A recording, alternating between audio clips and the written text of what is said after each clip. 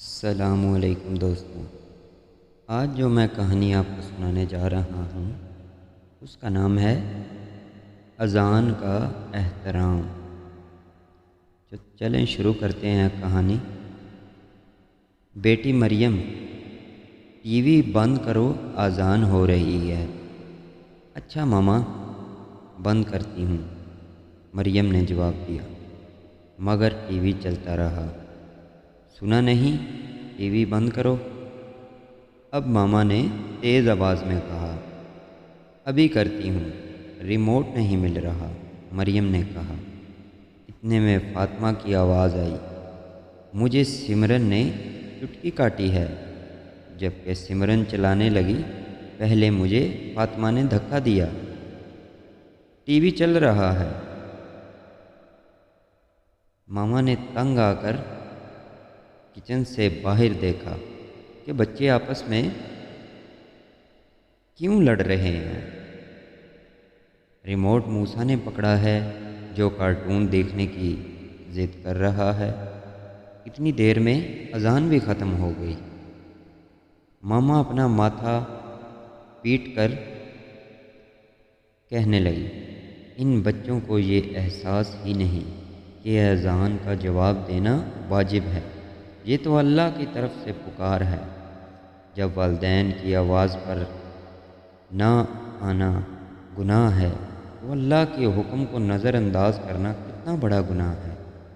ہمارا فرض ہے کہ تمام دنیاوی کام کاج چھوڑ کر پہلے اذان کا جواب دیا جائے، پھر نماز کا اہتمام کریں، اس کے بعد دنیاوی کاموں میں دلچسپی لیں۔ میں تمہارے پاپا کو بتاؤں گی کہ تم نے آج کیا کیا، ماما نے کہا۔ رات کو جب ان کے پاپا آئے تو ماما نے سارا قصہ سنا دیا۔ پاپا نے بچوں کو اپنے ساتھ بٹھا کر بتایا، پیارے بچوں، دنیا میں سب سے زیادہ بلند ہونے والی آواز اذان کی ہے۔ یہ واحد آواز ہے جو ہر لمحہ دنیا میں گونجتی رہتی ہے۔ اس کا جواب دینے والے پر فرشتے رحمت برساتے ہیں، اللہ تعالیٰ کی رحمتیں نازل ہوتی ہیں۔ سب سے بڑی بات یہ ہے کہ جتنا ثواب اذان دینے والے کو ملتا ہے، اتنا ہی ثواب گھر، دفتر یا کہیں بھی بیٹھے فرد کو اس کا جواب دینے پر ملتا ہے۔ پاپا نے انہیں ایک تاریخی واقعہ بھی سنایا۔ خلیفہ ہارون الرشید کی بیوی ملکہ زبیدہ نے مکہ شریف اور مدینہ شریف کے درمیان حاجیوں کی سہولت کے لیے ایک نہر کھدوائی تھی۔ خلیفہ وقت نے اس کا نام نہر زبیدہ رکھ دیا تھا۔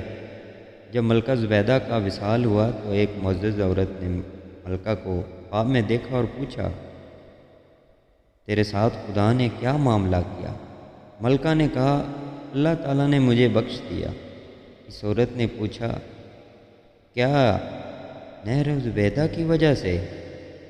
ملکہ نے کہا، نہیں، اذان کے احترام کی وجہ سے۔ مجھے ایک مرتبہ سخت پیاس لگی تھی۔ میں نے خادمہ کو پانی لانے کے لیے کہا، جو ہی خادمہ پانی لائی اذان شروع ہو گئی۔ میں نے پانی نہیں پیا بلکہ اذان کا جواب دینے لگا۔ بس یہی نیکی میرے اللہ نے قبول فرمائی اور مجھے بخش دیا۔ دیکھا بچوں، اذان کا احترام اور جواب دینے پر اللہ تعالیٰ اپنے بندوں کو کتنا بڑا انعام دیتا ہے۔ سب بچوں نے وعدہ کیا کہ آئندہ وہ اذان کا احترام کریں گے۔ میری بھی تمام بچوں سے گزارش ہے کہ اذان کا احترام کیا کریں اور نماز بھی پابندی سے پڑھا کریں۔